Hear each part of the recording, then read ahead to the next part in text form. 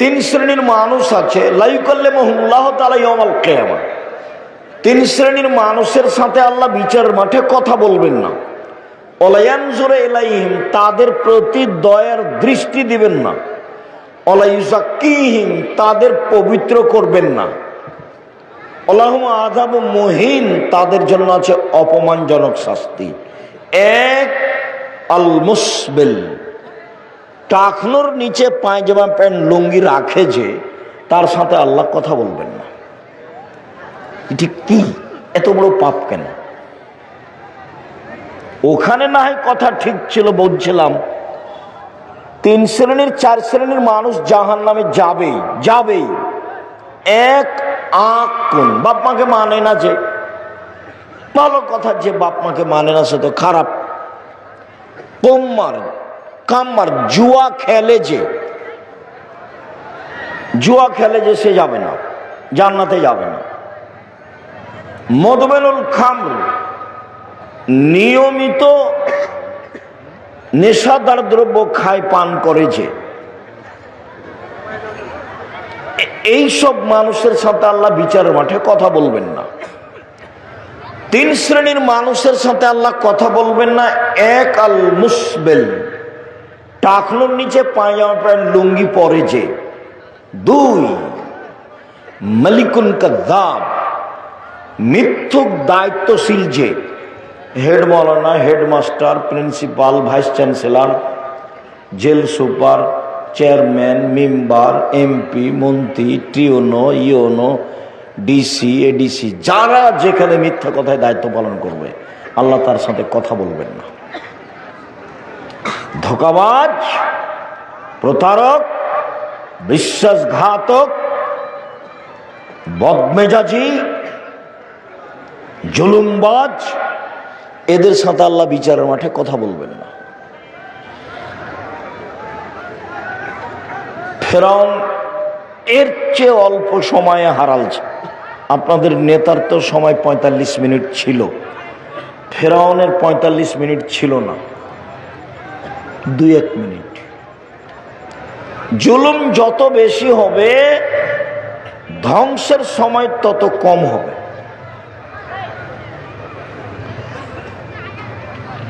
তিন শাইখুন জানিন, বেশি বয়সে জেনা করে যে, তার সাথে আল্লাহ কথা বলবেন না। বেশি বয়সে জেনা করে যে, তার সাথে আল্লাহ কথা বলবেন না। মনে থাকবে? শেষের তিনটা মনে করি আমরা।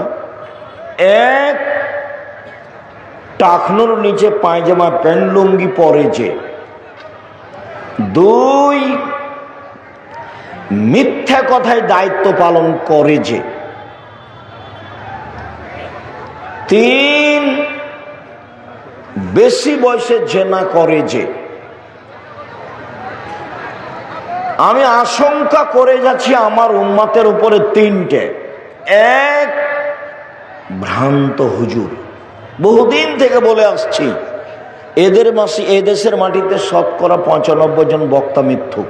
আপনি তদন্ত করেন, আমি তদন্ত করে এভাবে বলছি। আমি বলি না যে আমার তদন্তই চূড়ান্ত, তবে আমার তদন্তে এভাবে টিকে। শতকরা 98 জন মুফাসসির মিথ্যুক। এই ছাড়া যেখানে যা হোক, এখান থেকে কেউ উঠতে পাবেন না। এখানে চুপচাপ বসে থাকতে হবে। পাশ থেকে কোনো ছেলে উঠলে তাকে ঠেকানোর চেষ্টা করবেন। সবচেয়ে বড় ভুল হয়েছে পাশে দোকান দেওয়া। আর এরকম আঁটো সাঁটো জায়গা, পাশে দোকান, তা আমাদের দাওয়াত দেওয়াটাও খুব একটা মানায়নি, ভুল হয়েছে। যদিও আমিও বুঝলাম না যে কিভাবে দাওয়াত হলো, কেননা আমরা তো 2-3 বছর থেকে দেখি যারা ওই মক্তবের সাথে সম্পৃক্ত। তোমরা তার মানে মক্তবের সাথে সম্পৃক্ত আব্দুল্লাহর একটা জোরালো দাবি, দেশ বিদেশ ঘুরে এসে বলছে, আমি খুব ঘুরলাম আর আপনাকেও দেখলাম, তাতে প্রথম পদক্ষেপ একবারে তেঁতুলিয়া থেকে টেকনাফ পর্যন্ত মক্তব চালু করবো ইনশাল্লাহ। তাদের সভাপতি সেক্রেটারিকে বলেছে যে টাইলস বিক্রি করে দেন, দিয়ে মক্তবের ইমাম রাখে। ওই টাইলস লাগিয়ে মসজিদ চালিয়ে কোনো লাভ নেই। এবং প্রশিক্ষণের ব্যবস্থা করেছে, যাবে ফ্রি, আসবে ফ্রি, খাবে ফ্রি, থাকবে ফ্রি, বই পুস্তক ফ্রি। এখন পর্যন্ত প্রায় 600-এর ঊর্ধ্বে মক্তব চলে, প্রায় 650 মতো। তো সেই সুবাদে আমি তার এই পদক্ষেপকে পছন্দ করেছি। ঠিক আছে আব্বু, তোমরা যেখানে মক্তব চালু আছে, হবে, করবে, তোমাদের সাথে সম্পৃক্ত মক্তব নিয়ে প্রশিক্ষণ নেই, সেখানে প্রোগ্রাম করো, সেটাই ভালো। একদিনের ভালোবাসা নয়, একাধিক দিনের ভালোবাসা হোক। 2, সাতালতাহেকু কাবাইলু মিন উম্মতি বিল মুশরিকিন, আমার উম্মত হিন্দুদের সাথে মিশে যাবে, এটা আমার ভয়। 1 নম্বর ভয় হলো ভ্রান্ত হুজুর, আর 2 নম্বর ভয় কি? আমার উম্মত, আল্লাহ নবী বলছেন কাদের সাথে মিশে যাবে? হিন্দুদের সাথে মিশে যাবে। হিন্দুদের সাথে মিশে যাওয়ার 1 নম্বর দিক হলো বাজনা, গান বাজনা, বাদ্যযন্ত্র। গান বাজনা বাদ্যযন্ত্র হারাম। আল্লাহ রাসূল শুনে 2 কানে আঙ্গুল ঢোকালেন, ঢোকে রাস্তা ছেড়ে দূরে চলে গেলেন, দিয়ে বলছেন আব্দুল্লাহ ইবনে উমর, হাল তাসমাউ শায়ান, তুমি কি এখন গান বাজনা বাদ্যযন্ত্রের শব্দ শুনতে পাচ্ছ? কালালা, জি না, শুনতে পাচ্ছি না। ফারাফা ইসবাইহি বিনুজনাইহি, তখন তিনি আঙ্গুল দুটি কান থেকে সরালেন। গান বাজনা হারাম। রাসূল সাল্লাল্লাহু আলাইহি ওয়াসাল্লাম বলেছেন যে লা তাবুল কায়নাত, যেসব মেয়েরা গান বাজনা করে ওদের বিক্রয় করো না। ওলা তাশতারুহুন্না, ওদের ক্রয় করো না। ওলা তুআল্লিমুহুন্না, ওদের গান বাজনা শিখিয়ে দিও না। অসামানুহুন্না হারাম, ওদের উপার্জিত পয়সা হারাম। আমার উম্মতে যেগুলো প্রকাশ পাবে ভয়াবহ হিসেবে যারা জাহান্নামে যাবে, 1, আমার উম্মত হালাল মনে করবে বাদ্যযন্ত্রকে। 2, রেশমি কাপড়কে। 3, গান বাজনাকে। 4, জেনাকে। আমার উম্মত জেনাকে হালাল মনে করবে, গান বাজনা বাদ্যযন্ত্রকে হালাল মনে করবে। উপদেশ বইয়ে একটা আলোচনা আছে গান বাজনা, এখন পড়েন কি না, পড়েনি বা কেন, কেন বা পড়েন না, এইভাবে অলসতা করে জীবন কাটিয়ে কি হবে? যেভাবে জীবন কাটাচ্ছেন এ দিয়ে কি হবে? এটা তো পশু প্রাণীর মতো জীবন। খেলেন, পায়খানা করলেন, বদনাম করলেন, জীবন শেষ। এটাতে কি হলো? আমি আপনাকে উপার্জনের পথও বলেছি। উপার্জনের 1 নম্বর পথ দিন মজুরি, সন্ধ্যায় টাকা শেষ, ঝামেলা শেষ, মরবে জান্নাত, 5 ওয়াক্ত সালাত। 2, চাকরি, 25 দিনে বেতন শেষ হয়, 5 দিন ধার কর্জে চলে। 3, জমি চাষ, সমান সমান বা লস। 4, ব্যবসা। তখন আল্লাহ রাসূল বললেন সত্যবাদী বিশ্বস্ত ব্যবসায়ী যারা, তারা নবীর সাথে জান্নাতে থাকবে।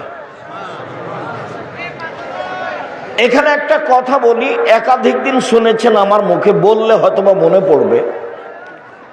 একজন সাহাবী রাসূলের কাছে অজুর পানি নিয়ে গেছে, রাতে রাসূলের সাথে আছে, আর মেয়ে সব। তো নিয়ে যেতেই রাসূল খুশি হয়ে বলছেন সালমা শেতা, তোমার যা ইচ্ছা তাই চাও, আমি খুশি হয়েছি। বল, তুমি আমার জন্য অজুর পানি নিয়ে এসেছো, মেশাক নিয়ে এসেছো, তোমার চালচলন তো ভালো, চাও, কি চাও চাও। তখন সাহাবী বলছেন আসআলুকা মুরাফাকাতাকা ফিল জান্নাত, আপনার সাথে জান্নাতে থাকতে চাই। কথা মনে থাকবে না মনে হয়? আল্লাহ রাসূল ওর উপরে খুশি হলেন কেন? অজুর পানি আর মেশক দিয়েছেন সেই জন্য। বুদ্ধিমান ছেলে। এই জন্য যারা অধীনস্থ কাজ করে তাদের খুব হুঁশিয়ার এবং সতর্ক হতে হয়। আহমদ, জি ঠিক আছে, আহমদ নেই, আহমদ নেই, আহমদ নেই। 5 মিনিট পরে আপনি আমাকে ডাকছিলেন, তোকে দিয়ে কাজ হবে না রে, তুই কাল চলে যা। স্বাভাবিক এটা। আল্লাহ রসুল খুশি হয়েছেন সাল্লাল্লাহু আলাইহি সাল্লাম। তা চাও কি চাও? তো আপনার সাথে জান্নাতে থাকতে চাই।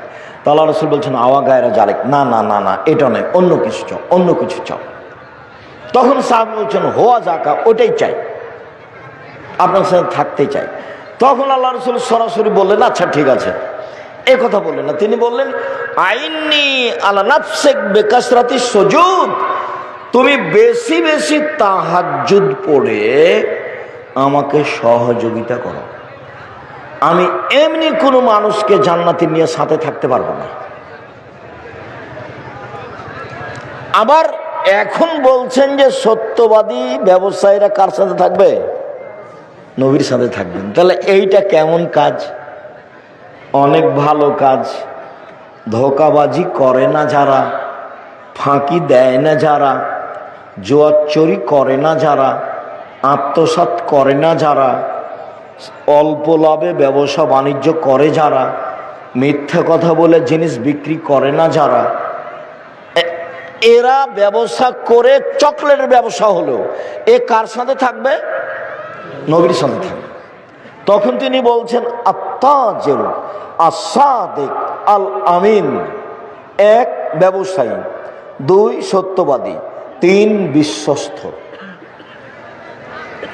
আস্থাভাজন।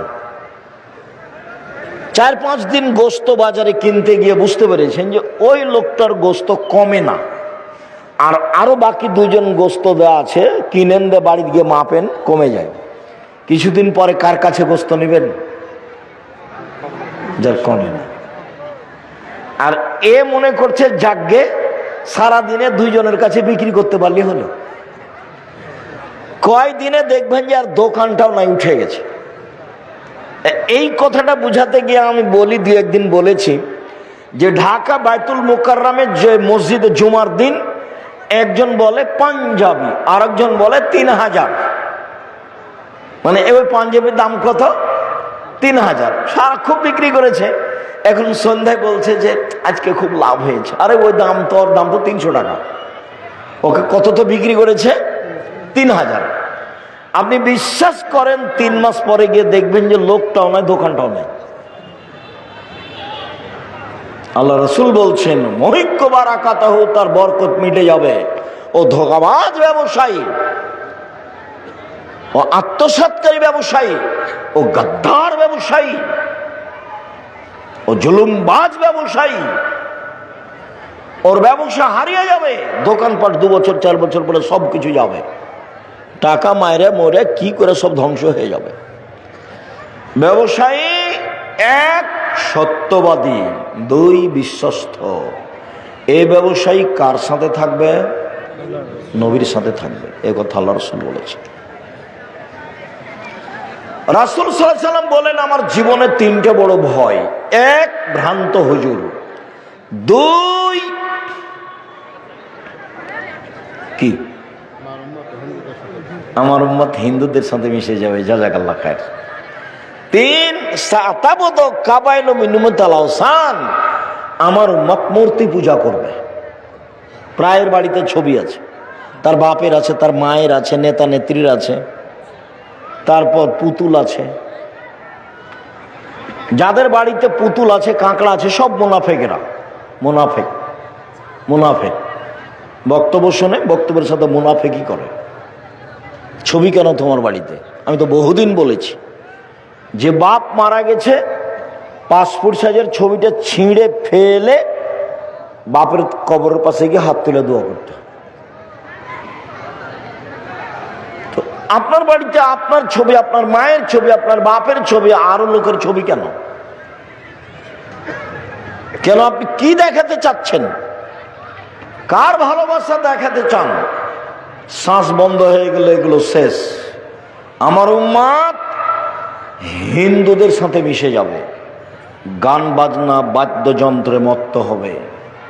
সব দোকানেই বাজনা বাজে, সব মোবাইলেই বাজনা বাজে, সব বাড়িতেই বাজনা বাজে, সব দোকানেই প্রায় মেয়ে নাচে, প্রায় সব মোবাইলে মেয়ে নাচে, প্রায় সব বাড়িতে মেয়ে নাচে। মানে ধ্বংস হয়েই গেছে, খালি মরতে বাকি আছে। আমার উম্মতের উপরে তিনটা বিপদ নেমে আসবে, তিনটা পাপের কারণে। এক, ভূমিকম্প হবে। দুই, গজব নাজিল হবে। তিন, সন্ধ্যায় থাকবে মানুষ, সকালে হবে শুকুর বানর। সন্ধ্যায় মানুষ আছে একবারে তাজা মানুষ, সকালে কি হয়ে যাবে? একবারে নগদ বানর হয়ে যাবে। এটা আল্লাহ রসুল বলেছেন, আমাদের কিছু করার নেই। একবারে শুকুর সোর হয়ে যাবে সকালে। কি পাপ? জারাবুল মাজলিদিন, বাদ্যযন্ত্রে লিপ্ত হবে। বাদ্যযন্ত্র, জাহারাতিল কায়নাত, মেয়েরা যেদিন নাচবে।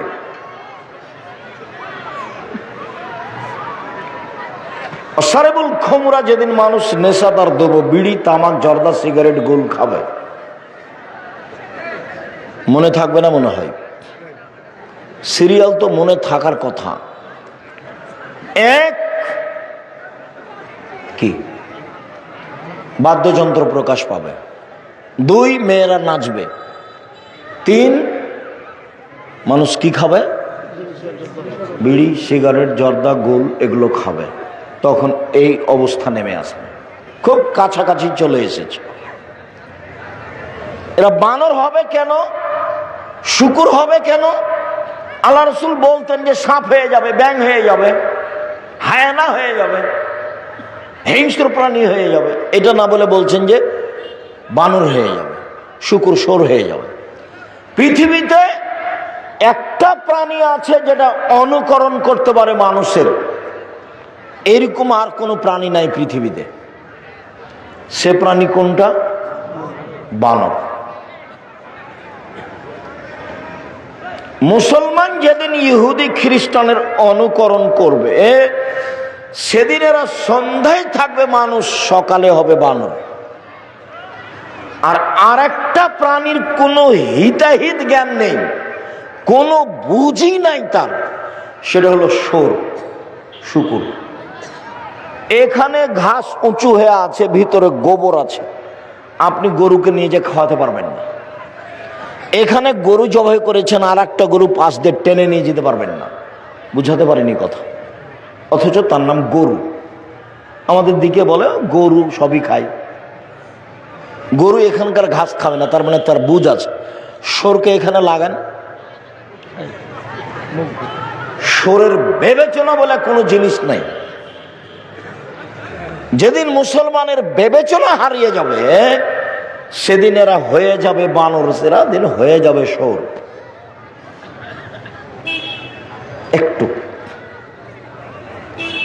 রাসূল সাল্লাল্লাহু আলাইহি ওয়াসাল্লাম বলছেন, পৃথিবীর মানুষ শুনে রেখো, আমার উম্মত ইহুদি খ্রিস্টানের সাথে মিশে যাবে।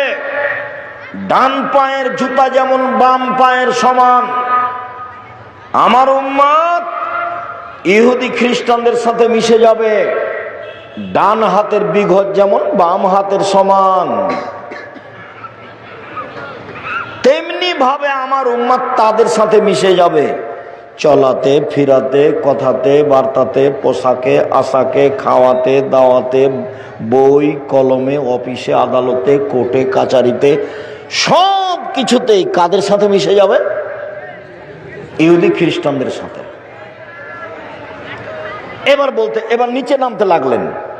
নিচে নামতে নামতে বলছেন যে ইহুদি খ্রিস্টান যদি মায়ের সাথে জেনা করে থাকে, তো আমার উম্মত মায়ের সাথে জেনা করবে।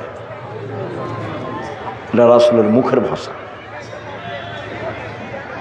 দেখতে পাচ্ছেন না, ইহুদি খ্রিস্টানদের সবকিছু ওরা ভালোবাসে। মেয়েদের পোশাক কেমন দেখছেন না, লুঙ্গি প্যান্ট পরা ভালোবাসছে, মাথার চুল ছোট করা ভালোবাসছে। এখানে কতগুলো ছেলে আছে যে মাথা সরাতে বলেন, কাপড় উপর দিক ছাতা হয়ে আছে, নিচের দিক কাটা আছে। তোমাকে এটা কে শিখালো? তোমাদের বাড়ি তো ওরকমই, তোমার মাও ওরকমই, তোমার বাপও ওরকমই, তুমিও ওরকমই। ঘুম থেকে দেখো একদিন তুমি সর হয়ে গেছো, বানর হয়ে গেছো, কিছু করার নেই। ওটা আল্লাহ রসুল বলছেন, এ কথা আমি বলিনি। আমি আপনাকে কথা বলে কষ্ট দেব কেন, সেই জিম্মেদারি আমার নয়। জাতির সামনে কোনোদিন অপ্রয়োজনীয় কথা বলিনি, কিসসা কাহিনী বলিনি কোনোদিন। খুব অল্প সময়, খুব ভদ্রতা বজায় রেখে চুপচাপ শুনবেন, জায়গা থাকলে বসবেন, জায়গা না থাকলে দাঁড়িয়ে থাকবেন। আমি আপনার বিরক্তির আগে কথা শেষ করব ইনশাআল্লাহ। সম্মানিত দিনী ভাই বোন, ইবাদতের জগতের সবচেয়ে দামি ইবাদত হলো সালাত। ব্যতিক্রম ইবাদত হলো ওটার ক্ষমতাধর। দান হলো সবচেয়ে শক্তিশালী ক্ষমতাধর ইবাদত। ও একটা থেকে আর একটা ঘটাতে পারে, দান একটা থেকে আর একটা ঘটাতে পারে, আর কোন ইবাদত এরকম পারে না।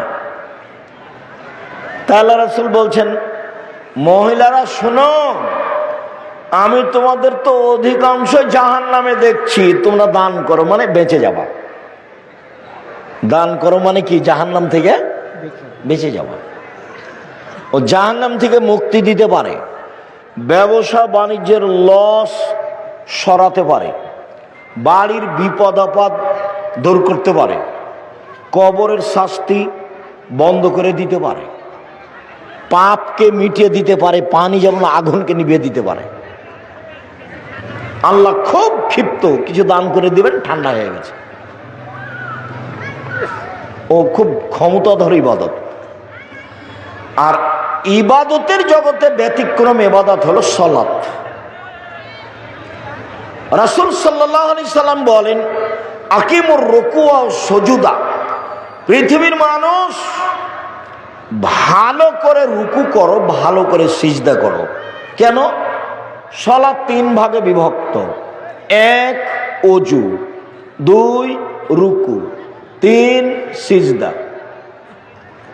মানে সালাতে যদি 300 নেকি হয়, 300 দুই রাকাত সালাতে, যদি রুকু ঠিক হয় তাহলে 100 টিকে গেছে, বেঠিক হলে 100 কাটা গেছে। সিজদা যদি ঠিক হয় তাহলে 100 টিকে গেছে, যদি ঠিক না হয় তাহলে 100 কাটা গেছে। ওযু যদি ঠিক হয় তাহলে 100 টিকে গেছে, ও যদি ঠিক না হয় তাহলে 100 কাটা গেছে। তিনটেই যদি ঠিক না হয় তাহলে এক নেকিও হয়নি। ফওয়াদা হবে হাক্কেহা। কে যদি ঠিক ঠিক সালাত আদায় করে, রুকু সিজদা করে, ওযু করে, তাহলে তার ইবাদত কবুল করা হবে, সালাত কবুল করা হবে এবং সব ইবাদত কবুল করা হবে। আর যদি তার এটা ঠিক না হয়, রুকু সিজদা ওযু যদি ঠিক না হয়, তাহলে সব গেছে, একটাও টিকবে না। শুনুন 1 মিনিট। আল্লাহ নবীকে জিজ্ঞাসা করা হলো, আল্লাহ রাসূল বললেন, এই শোনো সাহাবীরা শোনো, আমি তোমাদের একটা কথা বলে দিব যাতে পাপ মিটে যায়, মান বেড়ে যায়। হ্যাঁ হ্যাঁ বলেন। আমি তোমাদের একটা কথা বলে দিব যাতে পাপ মিটে যায়, মান বেড়ে যায়। বলেন কি? তখন বলছেন, শোনো, ইসবাগুল ওযু, সুন্দর করে ওযু করলে পাপ মিটে যায়, মান বেড়ে যায়। পায়ে হেঁটে মসজিদে গেলে পাপ মিটে যায়, মান বেড়ে যায়। আরেকদিন আল্লাহ রাসূলকে আল্লাহ বলছেন, মুহাম্মদ সাল্লাল্লাহু আলাইহি ওয়াসাল্লাম। আল্লাহ আমাদের নবীকে মুহাম্মদ বলে ডাকতেন, জিবরাইল আমাদের নবীকে মুহাম্মদ বলে ডাকতেন। আর সাহাবীগণ আল্লাহ নবীকে বলতেন, আল্লাহ রাসূল এটা করব, আল্লাহ রাসূল এটা বলবেন, আল্লাহ রাসূল এটা দিবেন। তো সাহাবীগণ কিভাবে বলতেন? আল্লাহর রাসূল, আল্লাহ রাসূল করেছেন, আল্লাহ রাসূল দিয়েছেন। আর নাম ধরে ডাকতেন কে? জিবরাইল এবং আল্লাহ। আর আমাদের ভারত, বাংলাদেশ, পাকিস্তানের উলামায়ে কেরাম বলছে হুজুরে পাক সাল্লাল্লাহু আলাইহি ওয়াসাল্লাম। মানে ডাকি বেদাত। হ্যাঁ, ডাকটাই জানে না, কি যে শিখলো। হাদিস কোরআন আল্লাহ ভালো জানে। বলে হুজুরে পাক, হুজুরে পাক দিস, মানে প্রথমটাই হারাম। হুজুর মানে আল্লাহ নবী মরেননি, উপস্থিত হাজের নাজের। ওই মিলাদ পড়তে পড়তে চলে আসবে, তখন লাফ দিয়ে দাঁড়িয়ে যাবে। হুজুর মরেননি, যে চলে এসেছেন।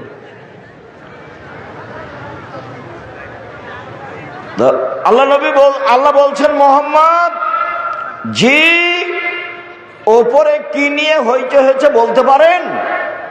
জি হ্যাঁ পারি। কি? মানুষের পাপ মিটে যাবে কিসে, সেটা নিয়ে কথা হচ্ছে। কিসের পাপ মিটবে? এক, সুন্দর করে ওযু করলে। দুই, পায়ে হেঁটে মসজিদে গেলে। তিন, নামাজের পরে জিকির আজকার করলে। দেখবেন আপনাদের মসজিদে জুমার দিন খালি সালাম ফিরার পরে লাফ দিয়ে দাঁড়িয়েছে। আপনি যদি উমারের নিয়ম পালন করেন তো সমস্যা নেই। উমারের নিয়ম মানে যেমন দাঁড়ালছে করে ঘর ধরে হয়ে বসিয়ে দেবেন। এটা হলো উমর রাদিয়াল্লাহু তাআলার নিয়ম। ঘাট ধরে কি করতে হবে? বসিয়ে দিতে হবে। মসজিদ কেমন তোমার বাবার সম্পত্তি? তুমি মসজিদে এসেছো, মসজিদের নিয়ম নিয়ে চলতে হবে। তুমি মসজিদ যার, তার কাছে অনুমোদিত, এমনি বসা যায় না।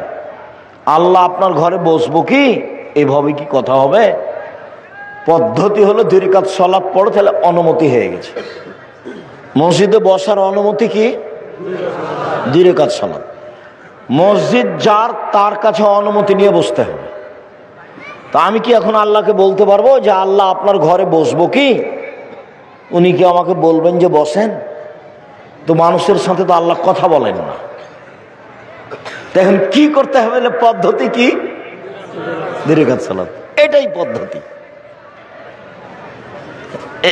এই পদ্ধতিতেই আসতে হবে। তো সুন্দর করে ওযু, পায়ে হেঁটে মসজিদ আর সালাতের পরে বসে জিকির আজকার, এমনি তাৎক্ষণিক উঠা যাবে না। তারপর আল্লাহ রাসূল বলছেন, মান ফাআলা যালিকা আশা বিখাইরিন মাতা বিখাইরিন। এইভাবে উযু করলো যে, পায়ে হেঁটে মসজিদে গেল যে, কিছুক্ষণ বসে জিকির আজকার করলো যে, তার মরে যাওয়া ভালো, তার বেঁচে থাকা ভালো। তার মরে যাওয়া ভালো, তার বেঁচে থাকা ভালো। ওয়া কানা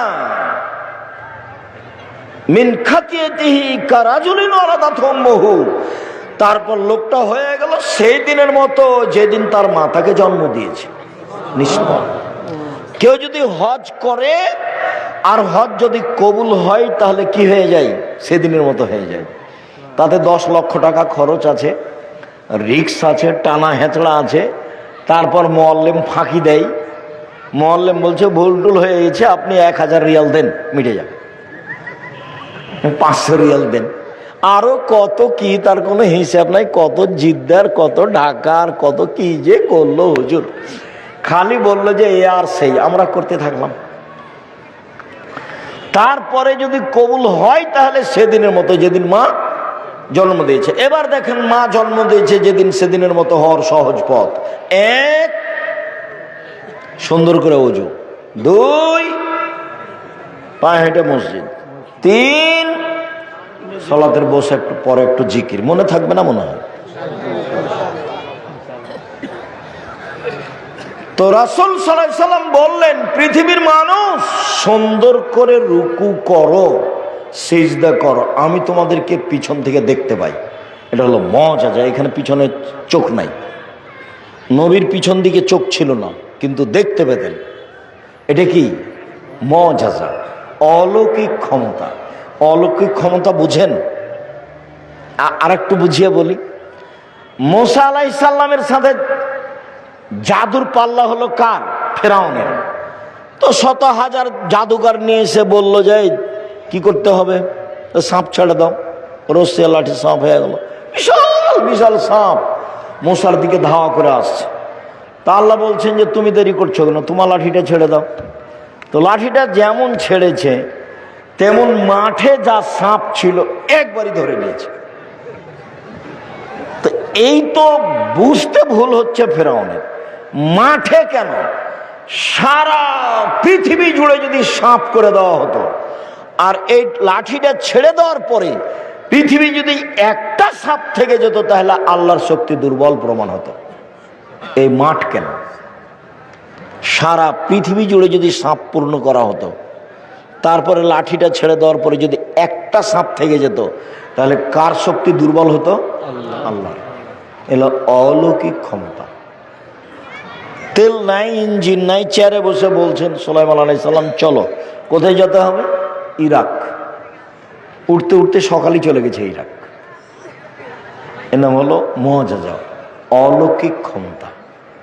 তো পিছন দিক থেকে দেখতে পাচ্ছেন, এটা কি? অলৌকিক ক্ষমতা। বারা ইবনে আযিব রাদিয়াল্লাহু তাআলা আনহু বলেন, রুকুন নবী সাল্লাল্লাহু আলাইহি সাল্লাম ও সুজুদুহু বাইনা সাজদাতাইনি ওয়া রাফু মিনার রুকুই মা খালাল কিয়াম ওয়াল কউদ কারিবিন মিনাস সামায়। শুনেন, রুকুর সময় যতটুকু, রুকু থেকে উঠে দাঁড়িয়ে থাকার সময় ততটুকু, সিজদার সময় যতটুকু, সিজদা থেকে উঠে দাঁড়িয়ে থাকার সময় ততটুকু, দাঁড়ানো এবং আত্মাহেতর বৈঠক ব্যতীত সব সমান সমান, সব সমান সমান। যতক্ষণ রুকুতে থেকেছেন ততক্ষণ রুকু থেকে উঠে দাঁড়িয়ে থাকতে হবে। এমন কোথাও যদি মসজিদে যদি বেশিক্ষণ দাঁড়ান, দেখবেন সব বাকিগুলো চলে গেছে সিজদায়, উঠে গরম হয়ে যাবে। হে কি ব্যাপার, হুজুর তো যায়নি, আমরা দেখি আগে সবাই চলে গেছে। হাদিস বুখারী মুসলিম। রুকুতে যতক্ষণ ছিল দাঁড়িয়ে ততক্ষণ থাকবে, মোটামুটি সমান সমান। সিজদায় যতক্ষণ ছিল সিজদা থেকে উঠে ততক্ষণ থাকবে। এবার পরের হাদিস শোনেন। আনাস রাদিয়াল্লাহু তাআলা আনহু বলেন, ইজা কামা রাসূলুল্লাহ সাল্লাল্লাহু আলাইহি ওয়াসাল্লাম মিনার রুকুয়ে ফানাহানু নাকুল কাদাউহামা। আল্লাহ রাসূল রুকু থেকে উঠে দাঁড়িয়ে আছেন, দাঁড়িয়ে আছেন, দাঁড়িয়ে আছেন। তখন আমরা পিছন থেকে বলা বলি করতাম মনে মনে, নিজে নিজে, রাসূল মনে হয় সিজদা ভুলে গেছে, সিজদায় যাচ্ছেন না কেন? কাদাউহামা, উনি মনে হয় সিজদাতে যাবেন, এটা ভুলে গেছে। ও ইয়াসজুদু ইয়াকুদু বাইনা সাজদাতাইনি, সিজদা থেকে উঠে বসে আছেন, আমার সিজদায় যাবেন তো উঠে বসে আছেন।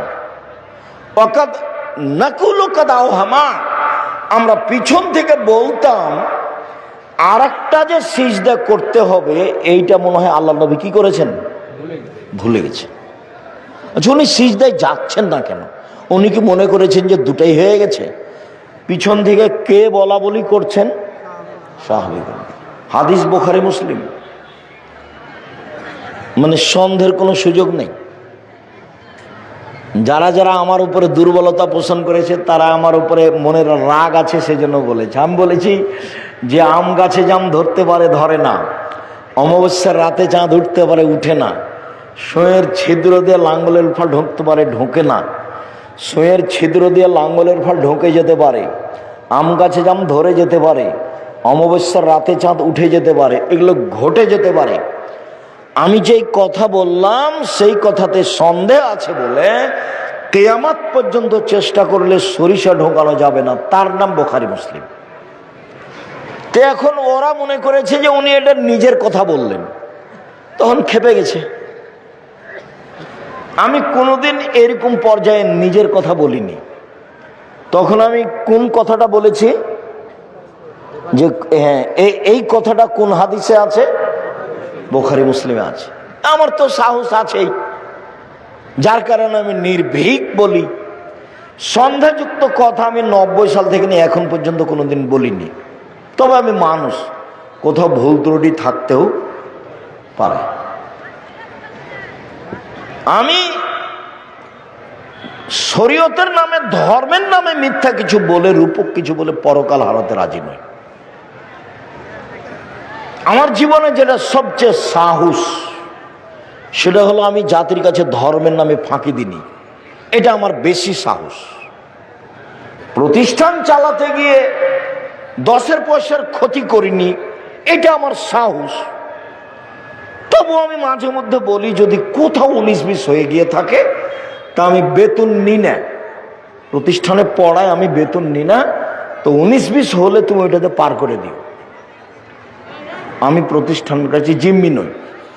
তো যেহেতু লক্ষ লক্ষ কোটি টাকার ব্যাপার, প্রতি মাসে 40 লাখ টাকা বেতন লাগে। কত লাখ টাকা? 40 লাখ। তাদের এটা দারুসা নাকি? দারুসার লোকও আছে, কত টাকা যে দেয় তা আমি বলতে পারছি না। এখন যদি দারুসার লোক বলে আপনারা এই হিসাবে 1 পয়সা দিন না, তা আমার কিছু করার নাই। তবে চলছে জামিয়া সালাফে 5000 প্রায় ছেলে মেয়ে, 300 জন শিক্ষক শিক্ষিকা। রাজশাহীতে যেটা সেটা হলো প্রায় 50 বিঘা জমির উপরে, রূপগঞ্জে যেটা সেটা প্রায় 100 বিঘা জমির উপরে, দিনাজপুরে যেটা সেটা প্রায় 20 বিঘা জমির উপরে, ময়মনসিংহে যেটা জমি রেডি প্রায় 10-12 বিঘা, কুষ্টিয়ায় যেটা জমি রেডি প্রায় 10-15 বিঘা, ঝিনাইদহ যেটা রেডি প্রায় 5 বিঘা, ফেনীতে যেটা রেডি প্রায় 10-12 বিঘা, চট্টগ্রামে যেটা রেডি সেটা 10-12 বিঘা, চট্টগ্রাম শহরে যেটা সেটা একটু কম, একটা 10 শতক আর একটা মনে হয় 30 শতক, একবারে শহরে, হালি শহরে,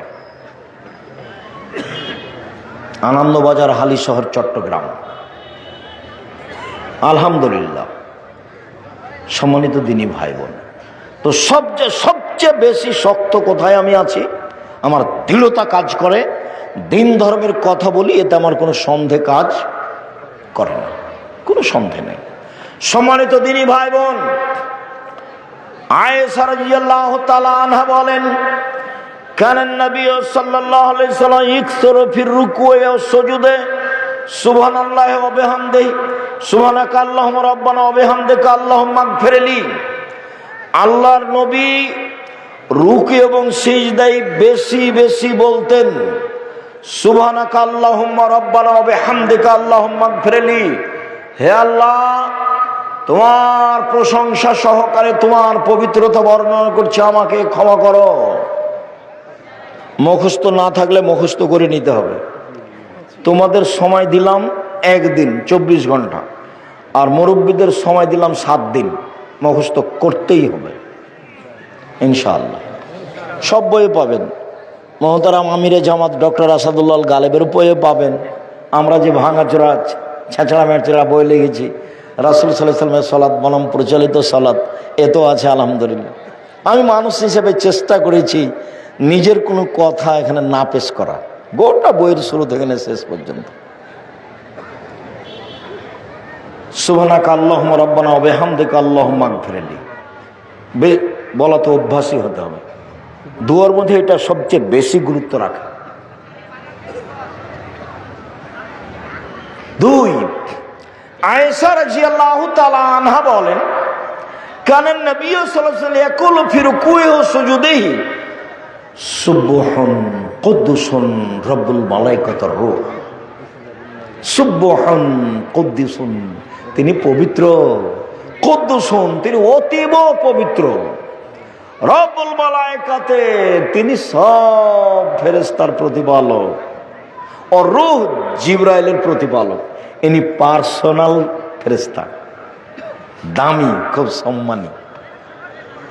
চটকার আর একটা কথা মনে পড়লে একটু বলি, আপনাদের উপকারে আসবে। সেটা হলো এই যে আমাদের নবীকে জিবরাইল আলাইহিস সালাম নিয়ে যাচ্ছেন আল্লাহর কাছে মেরাজ। এখন প্রথম আকাশে গিয়ে দেখেন দরজা বন্ধ, তো জিবরাইল বলছেন দরজা খুলেন, তো পাহারাদার বলছে কে? বললাম জিবরাইল। আপনার সাথে কে? মোহাম্মদ। আপনাকে পাঠানো হয়েছিল? জি, পাঠানো হয়েছে। আচ্ছা, সাধারণ পাহারাদার এত বড় কথা বলছে মানে ঠেকে রেখেছে, ঢুকতে দিচ্ছেন না। পাহারাদারের ক্ষমতা, পাহারাদার ঘুমাতে পাবে না এবং প্রধানমন্ত্রীকে ঢুকতে দিবে না, মালিককে ঢুকতে দিবে না চিনতে না পারলে। বুঝাতে পারিনি কথা। ফ্যাক্টরির মালিককে ঢুকতে দিবে না চিনতে না পারলে, এটা উচিত, চাকরি থাক আর না থাক। কোন ব্যক্তিকে না চিনে ঢুকতে দিবে না। এ দেখেন সাধারণ ফেরেশতা ঠেকিয়ে রেখেছে কাকে? ফেরেশতা জগতের সবচেয়ে দামি ফেরেশতাকে, জিবরাইলকে। মানুষের জগতের সবচেয়ে দামি মানুষকে, কাকে? মুহাম্মদ সাল্লাল্লাহু আলাইহি ওয়াসাল্লাম। কত জেরা, আপনি কে? জিবরাইল। আপনার সাথে কে? মুহাম্মদ সাল্লাল্লাহু আলাইহি ওয়াসাল্লাম। পাঠানো হয়েছিল? জি, পাঠানো হয়েছিল। কত জেরা। পাহারাদার পুরো স্পষ্ট হবে নিজের কাছে যে ইনি কে, তারপরে দরজা খুলবেন। তন্দ্রা গেলে পাহারাদারি চলবে না, ঘুমালে পাহারাদারি চলবে না, যে আসলো তার জন্য খুলে দিলে পাহারাদারি চলবে না। সম্মানিত দিনী ভাই বোন, আবু হুরায়রা রাদিয়াল্লাহু তাআলা আনহু বলেন, রাসূল সাল্লাল্লাহু আলাইহি সাল্লাম বলেছেন, ইজা কালাল ইমামু সামিআল্লাহু লিমান হামিদা, ইমাম যখন বলবে সামিআল্লাহু লিমান হামিদা, আল্লাহ ওই লোকের প্রশংসা শুনলো যে তার প্রশংসা করলো, এইটুকু যখন ইমাম বলবে তখন তোমরা বলো রব্বানা লাকাল হামদ। এই পর্যন্তই। রব্বানা লাকাল হামদ, হে আমাদের প্রতিপালক তোমার প্রশংসা। এখন আল্লাহ রাসূল বলছেন, মান ওয়াফাকা কওলুহু কওলাল মালায়েকাতু গফিরাল্লাহু মা তাকাদ্দামা মিন জামবিহি। রব্বানা লাকাল হামদ বলতে ভুল করবেন না। ওই সময়তে ফেরেশতারাও বলেন রব্বানা লাকাল হামদ।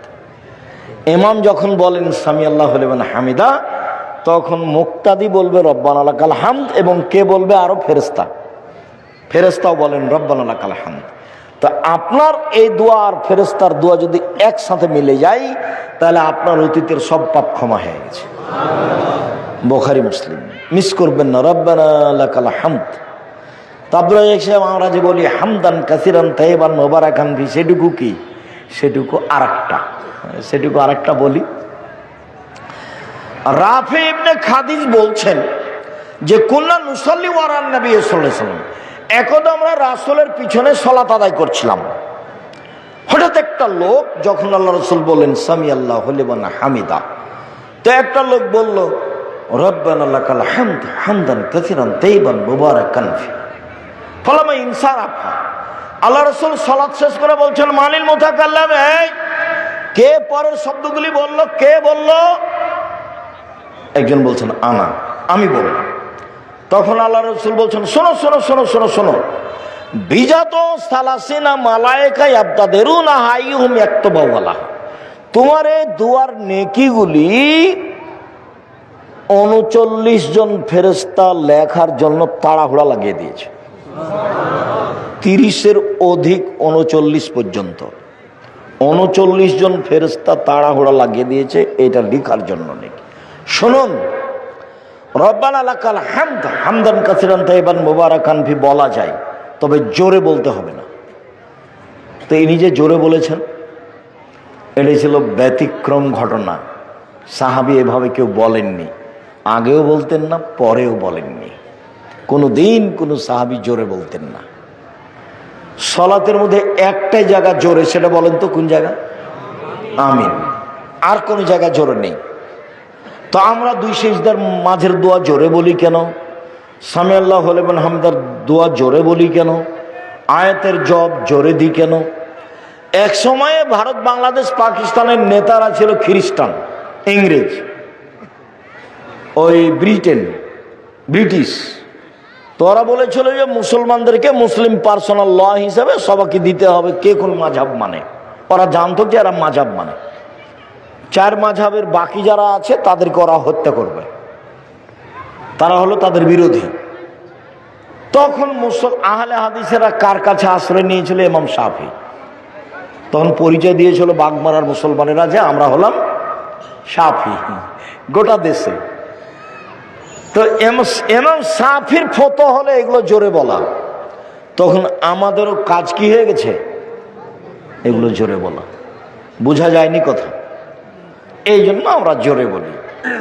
তাছাড়া এগুলো জোরে বলার প্রমাণ নেই। সম্মানিত দিনী ভাই বোন, রাসূল সাল্লাল্লাহু আলাইহি সাল্লাম রুকু থেকে উঠে বললেন সামিআল্লাহু লিমান হামিদা মিলাস সামাওয়াতি মিলাল আরজ, আকাশ পরিমাণ প্রশংসা, জমিন পরিমাণ প্রশংসা, অমিলামা শাইতা মিন শাইইন বাদ, এরপরে তুমি যা চাও সে তোমার প্রশংসা। অন্য এক বর্ণনা এসেছে রাসূল সাল্লাল্লাহু আলাইহি সাল্লাম বললেন, মিলা সামাওয়াতি মিলাল আরজ ওয়া মিলামা বাইনাহুমা মিলামা শাইতা মিন শাইইন বাদ।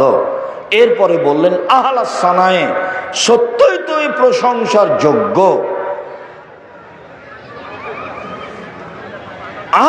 মা কালাল আব্দ, বান্দা যেটা বলেছে সেটা ঠিক বলেছে। অকুলুনা লাকা আব্দুন, সবাই তোমার আমরা দাস। তারপর বলতেন, আল্লাহুম্মা লা মানিয়া লিমা আতাইতা, তুমি যাকে যা দিবে তাকে কেউ ঠেকাতে পারবে না। ওয়ালা মাউতিয়া লিমা মানাতা, তুমি যাকে দিবে না সেটা কেউ দিতে পারে না। তুমি দিলে কেউ ঠেকাতে পারে না, তুমি যদি না দাও কেউ দিতে পারে না। ওয়ালা ইয়ানফাউ জাল জাদ মিনকাল জাদ, কোনো বৃত্তশালীর টাকা পয়সা তোমার সামনে কোনো কাজে আসবে না।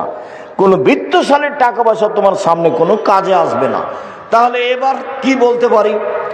সামি আল্লাহু লিমান হামিদা রব্বানা লাকাল হামদ হামদান কাসিরান তাইয়িবান মুবারাকান ফি মিলাস সামাওয়াতি মিলাল আরজ ওয়া মিলামা বাইনাহুমা মিলামা শাইতা মিন শাইইন বাদ আহলাস সানাই ওয়াল মাজদ আহক মাকাল আব্দ ওয়া কুলুনা লাকা আব্দুন আল্লাহুম্মা লা মানিয়া লিমা আতাইতা ওয়া লা মাউতিয়া লিমা মানাতা ওয়া লা ইয়ানফাউ জাল জাদ মিনকাল জাদ। তাহলে তো এখন লম্বা সময় দাঁড়িয়ে থাকাই লাগছে। এতক্ষণ যদি ইমাম দাঁড়িয়ে থাকে তাহলে পিছের লোক কি বলবে? এখন মনে ভুলে গেছে, সিজদে মনে আর যাবে না, ভুলে গেছে। সম্মানিত দিনী ভাই বোন, আমি আলোচনা লম্বা না করে আপনাদের সাথে আমার আরো একটু জরুরি কথা দু একটা আছে। সম্মানিত দিনী বোন, মহিলাদের ব্যাপারে বললে মহিলারা খুশি না আমরা খুশি? আপনারা আমার দিনী বোন আব্দুর রাজ্জাক সাহেব এসেছেন, কথা বলছেন নাকি? কথা বলিয়েন না, একটু ধৈর্য ধারণ করে থাকেন, কথা বলিয়েন না। আপনাকে আমি আসলে কি বলতে পারি, আমার একটা পরামর্শ নেন আগে, একটা পরামর্শ। সেটা হলে স্বামীর সংসারে দুটা কাজ করিয়েন না। এক, অভিমান করবেন না। দুই, প্রতিবাদ করবেন না। সংসার করা যাক আর না যাক, যদি আপনি বুঝেন যে সংসার করা যাবে না, তো আপনি খোলা তালাক করে সংসার ছেড়ে দিতে পারেন, কোনো সমস্যা নেই। কাজীর কাছে গিয়ে খোলা তালাক করতে পারেন, চেয়ারম্যান মেম্বারের কাছে গিয়ে খোলা তালাক করতে পারেন। তবে যেহেতু সংসারে এসেছেন, দুইটা জিনিস ছেড়ে সংসার করেন, শয়তান সুযোগ পাবে না। এক, অভিমান। অভিমান কি? ওই তো লড়া গেছিল এতে স্বপ্নপুরী, তুমি তো একদিন আমাকে স্বপ্নপুরী দেখতে নিয়ে গেলে না। সবাই খালি স্বপ্নপুরীর কথা বলে। তারপর প্রতিবেশী ধনী মানুষ বউকে নিয়ে কক্সবাজার গেছে, তুমি তখন ব্যবসা বাণিজ্য করো, টাকা পয়সা হয়েছে, তুমি একদিন আমাকে কক্সবাজারে ফিরিয়ে নিয়ে আসো, এর নাম অভিমান। এই ঈদে একটা তুমি আমাকে দামি শাড়ি দিবা, এর নাম অভিমান। একটা থেকে যদি দুইটা অভিমান করেন, আর যদি স্বামী পূর্ণ না করতে পারে কোনো কারণে, তা আপনাকে শয়তান খালি সারাদিন বলবে, হলো দেখলি তোর স্বামী তোর কোনো কথা মানে না, দেখলি কোনোদিন মানেনি, একদিনও মানে না, কি করবি এখন কর যেটা পারিস, সকালে উঠে বল তো সংসারই করবো না, তুই আমাকে তালাক দিয়ে দে। এটা শিখালছে কে? শয়তান। আল্লাহ বলছেন যে এত তার পাওয়ার, এত তার ক্ষমতা, আর সে একদিন দুই দিন নয়, 1 মিনিট। শয়তানের ইতিহাসে গেলাম, 1 মিনিট, হাদিস, সহিহ হাদিস। আল্লাহ বলেন, এ শয়তান সরে যা, তোকে বললাম যে আদমকে সিজদা কর, তুই করলি না। তো বলছে আমি কেন করব? আমি আগুনের তৈরি, ও হলো মাটির তৈরি, আমি তাকে সিজদা করতে পারি না। তাহলে তুই সর এখান থেকে, তুই চলে যা। তো ইবলিস বলছে ঠিক আছে, আমি চলে যেতে রাজি, আমার একটা কথা শুনতে হবে। কি কথা? আমাকে কিয়ামত পর্যন্ত বেঁচে থাকার সুযোগ দিতে হবে, এটা হলো দাবি। তা আল্লাহ বললেন না যে তোকে দিব না, এ কথা বললেন না। তা আল্লাহ বললেন আচ্ছা ঠিক আছে, এলা ওয়াক্তি মালুম, একটা সময় পর্যন্ত দিলাম। দেওয়ার সময়তে আল্লাহ কিয়ামত পর্যন্ত বললেন না, বললেন যে এলা ওয়াক্তি মালুম, একটা সময় পর্যন্ত দিলাম, যেমন সুযোগ পেয়েছে তেমন বলছে। দেখেন বলার ঢং কেমন, রব্বি, হে আমার প্রতিপালক। কে বলছে বলেন তো? শয়তান।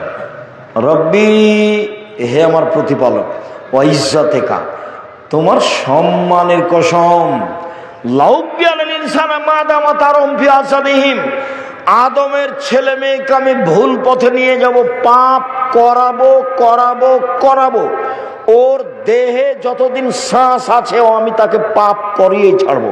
আমি একাই জাহান্নামে যাব, ওকে আমি জাহান্নামে নিয়ে যাব, ও কেমনে জান্নাতে যায় তা দেখে ছেড়ে দেব। পৃথিবীতে সবচেয়ে রিক্সে আছে কে বলেন তো? ইবলিস। সবচেয়ে রিক্সে, 24 ঘন্টা আছে রিক্সের উপরে আছে। যে কোনো মূল্যে আপনাকে আর আমাকে কোথায় নিয়ে যাবে? জাহান্নামে নিয়ে যাবে। আমি আপনি তো কিছুক্ষণ ঘুমাই, আরাম করি, বুঝতে পারি না, ইবাদত করি, ভুলে থাকি, কিন্তু শয়তানের এরকম সুযোগ নাই। শয়তান সবসময় রেডি। অপরদের পৃথিবীতে রিক্সের উপরে বিপদে কেউ নেই। ও বলছে ওর দেহে, আদমের দেহে যতক্ষণ শ্বাস আছে আমি তাকে পাপী করবই। এই ছেলে, তোমাকে বলেছি বহুদিন, আবার বলি, তোমার বড় মোবাইলটাতে ল্যাংটা মেয়ে আছে, তুমি রাত 2টার দিকে এভাবে রেখেছো, 2 মিনিট পরে আবার হাত দিয়েছো। তোমার বান্ধবীর সাথে তুমি কথা বললে, 1 ঘন্টা বলেছো, দিয়ে মোবাইলটা বন্ধ করে রেখেছো, 30 সেকেন্ড পরে আবার কথা বলছো। এগুলো কে করাচ্ছে বলো তো দেখি? শয়তান। কোরআন মাজিদে হাজারো জায়গাতে এসেছে, সব খারাপ কাজকেও ভালো করে দেখায়। খারাপ কাজকে কি করে দেখায়? ভালো করে দেখায়। দেখবেন খালি আপনি সাজাবেন, মেয়েটার সাথে এভাবে কথা বলবো, এখানে কথা বলবো, ওই জায়গায় কথা বলবো, এই কথাগুলি কথা বলবো, বলে নেওয়ার পরে আবার দেখবেন যে ও এগুলো কথা ছুটে গেছে, এরপরে যখন রিং দেবো তখন এগুলো বলবো, এগুলো বলবো। এগুলো কে সাজাচ্ছে বলেন তো দেখি? শয়তান সাজাচ্ছে, ভেতরে কাজ করছে সবসময়। তখন আল্লাহ বললেন না যদি পারবি না, এ কথা বললেন না। তখন আল্লাহ বলছেন, এই শয়তান শোন, ইজ্জতি ও জালালি ও ইরতেফায়ে মাকানি, আমার ইজ্জতের কসম, আমার সম্মানের কসম, আমার মর্যাদার কসম, আমার উচ্চতার কসম, আদমের ছেলে মেয়ে যতবার ক্ষমা চাইবে ততবার আমি ক্ষমা করে দেব। আদম সন্তান, মা দাওয়াতানি রাজাওতানি, আদমের ছেলে মেয়ে শোনো, তুমি আমাকে যেভাবে ডাকো আমি সেভাবে থাকি, তুমি আমার কাছে যেভাবে আশা পোষণ করো সেভাবে পূর্ণ করে থাকি, তুমি আমাকে যেভাবে ডাকো আমি সেভাবে থাকি, তুমি যেভাবে আশা পোষণ করো সেভাবে পূর্ণ করে থাকি। আমি পরোয়া করি না তুমি কত বড় পাপী, আমি পরোয়া করি না তুমি কত বড় পাপী, তুমি ক্ষমা চাইলে আমি ক্ষমা করে দিই, তুমি যেভাবে ডাকো আমি সেভাবে থাকি, তুমি যেভাবে আশা পোষণ করো সেভাবে আমি পূর্ণ করে থাকি। কে বলছেন? আল্লাহ। ইবলিস বললো এটা, আর আল্লাহ বললেন এটা। তাহলে আস্তাগফিরুল্লাহ ওয়া আতুবু ইলাইহি বলাই লাগছে। আস্তাগফিরুল্লাহ ওয়া আতুবু ইলাইহি, শ্বাস যেমন নিজ গতিতে চলছে, শ্বাস ভেবে চিন্তা ফেলবো, এটা কি মনে হয়? শ্বাস যে আসছে আর যাচ্ছে, তো কোনো চিন্তা ভাবনা আছে কি? খাওয়ার টাইমের জন্য চিন্তা ভাবনা করা লাগে, কিন্তু শ্বাসের জন্য চিন্তা ভাবনা লাগে না। আস্তাগফিরুল্লাহ ওয়া আতুবু ইলাইহি এভাবে চলে আসতে হবে, বেখিয়াল। নৌকাতে উঠলাম, দোয়া আস্তাগফিরুল্লাহ ওয়া আতুবু ইলাইহি, খেতে বসতে যাচ্ছে আস্তাগফিরুল্লাহ ওয়া আতুবু ইলাইহি, ঘুমাতে যাচ্ছি দোয়া পড়বো আস্তাগফিরুল্লাহ ওয়া আতুবু ইলাইহি, রাস্তায় চলছি ভ্যানটাতে উঠে আস্তাগফিরুল্লাহ ওয়া আতুবু ইলাইহি। এটা চলে আসতে হবে মুখে স্বাভাবিকভাবে, এটা ছাড়া আল্লাহ করবেন না। আল্লাহ রসুল বললেন যে দামি সম্পদ এক, লেসানুন জাকির, ওই জিহ্বা যে এরকম ডাকতে পারে। 3, কালবুন সাকির, আলুর দাম গেছে যাক তাতে আসে যায়, যা হয়েছে আলহামদুলিল্লাহ, সামনে বছর হবে। একেবারে হয়রান হয়ে মাথা খারাপ, আর আলুর ব্যবসা করব না, এ করবো না, সে করবো না, বাদ অন্য কিছু করবো, একটা বলা হবে না। ব্যবসার রিস্ক নিয়ে করতে হবে। একবার গেছে আরো 10 বার আসবে, এগুলো হয়রানি হওয়া হবে না। আলহামদুলিল্লাহ। কি বলতে শিখতে হবে? আলহামদুলিল্লাহ। আর ওই স্ত্রী দামি সম্পদ যে স্ত্রী স্বামীকে দিনের ব্যাপারে সহযোগিতা করতে পারে, দিনের ব্যাপারে সহযোগিতা করতে পারে। তো তোমাকে দিনের ব্যাপারে কি সহযোগিতা করবে? তুমি তো খালি গরম দেখাও, টাকা দিতে দেরি করেছে, কি সহযোগিতা করবে? তুমি রাত 12টায় গেছো, তোমার হাত পা ধরে বলবে আপনাকে আমি খুব ভালোবাসি, আপনার সাথে একসাথে খাবো, এই জন্য ভাত আমি রেখে দিয়েছি, তরকারি আমি রেখে দিয়েছি, আমি আপনার অপেক্ষায় আছি, আমি আপনাকে আমার জীবনের চেয়ে ভালোবাসি, আপনার পায়ের নিচে আমি নিজেকে মিটিয়ে দিতে চাই, আপনাকে আমি কত ভালোবাসি তা আমি অন্তর খুলে আপনাকে দেখাতে পারবো না, আপনি যা বলবেন সেটা আমি করব যদি পাপ না হয়, যা বলবেন সেটা আমি করব যদি পাপ না হয়। যদি বলেন সারা রাত পা টিপে দিতে হবে, প্রস্তুত আছি। যদি বলেন সারা রাত মাথার পাশে দাঁড়িয়ে থাকতে হবে, প্রস্তুত আছি। যা বলবেন তাই, যদি পাপ না হয়। আমার একটা কথা শোনেন, এশার সালাতের পরে বাড়ি চলে আসবেন, এশার নামাজ শেষ বাড়ি চলে আসবেন। এটা হলো মহিলা তার স্বামীকে কি করছে? দিনের উপরে সহযোগিতা করছে। দুঃখিত, মিছিলে যায়েন না, অমুকের চরিত্র ফুলের মতো পবিত্র বলিয়েন না, কেননা আপনি তার চরিত্র সম্পর্কে জানেন না। আল্লাহ রসুল বলছেন যে তুমি নেতার এই কথা বলে তুমি আল্লাহকে তোমার উপরে খেপিয়ে দিয়েছ। আসখাত তুমি একবার তোমার প্রতিপালক তোমার উপরে খেপিয়ে দিয়েছ। আমার একটা কথা শোনেন, এভাবে যায়েন না, দিনের উপরে সহযোগিতা। শোনেন, প্যান্টটা কেটে ছোট করেন, আপনি যা বলবেন তাতে আমি প্রস্তুত। যদি বলেন যে আমার শাশুড়ির, আমার মায়ের, আমার শাশুড়ির কাপড় খেঁচে দিতে হবে, প্রস্তুত। পেশাব পায়খানা পরিষ্কার করে দিতে হবে, প্রস্তুত। রান্না করে দিতে হবে 3 বার আমার শাশুড়িকে, প্রস্তুত। যাহাই বলিবেন তাহাই করিব। আমার একটা কথা শোনেন, হারাম উপার্জন করিয়েন না, এই ডেস্টিনি এগুলো করিয়েন না, এনজিওতে যায়েন না। এই ছেলে 1 নম্বর উপার্জনের পথ কি? সহজ, দিন মজুরি। 2 চাকরি যেন হালাল হয়। 3 জমি চাষ। 4 ব্যবসা। তো ব্যবসাকে তুমি ছোট করে দেখিও না। ব্যবসা চকলেট থেকে শুরু। আমি কিন্তু চকলেটের ব্যবসা করতে বলিনি। আমি যতবার বলেছি যে আপনারা চকলেটের ব্যবসা করেন, শ্বশুরের কাছে টাকা নিয়েন না, ততবার আমি বলেছি চকলেট মানে কম পয়সার ব্যবসা। চকলেট মানে কি? কম পয়সার ব্যবসা। লোন নিয়ে আপনি ব্যবসা করতে গেলেন কেন? যে চাঁপাইনবাবগঞ্জের ভাষাতে আমও গেছে, ছালাও গেছে, কাঁদতে কাঁদতে 2 চোখ গেছে। লোন মানে জীবন ধ্বংস হয়ে গেছে। লোন মানে আপনি চলে গেছেন জাহান্নামে, গেলে মরতে বাকি আছে।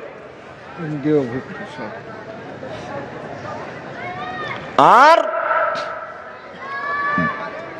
দেশকে ভালোবাসতে শিখেন। যারা দেশ বিক্রি করে খায় তাদের কাছে, তাদের পিছনে দৌড়ায়েন না, ভুল। নিজের দেশের মুরগি আগুন দিয়ে জ্বালিয়ে অপর থেকে ডিম আনতে হবে, এত বেকুব বোকা দেশ বাংলাদেশ নয়।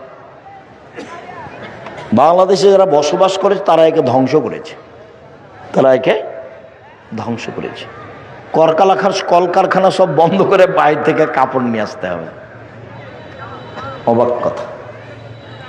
যে হলো জাতীয় শত্রু, যে দিনের শত্রু, যে জানের শত্রু, যে মালের শত্রু, যে অর্থের শত্রু, যে দেশের শত্রু, তাকে শত্রু হিসাবে জায়গা দিও। বন্ধু বললে তোমাকে ছড়ি দিয়ে দিবে। আমার মা বলতো 4টা কাজ করো না বেটা।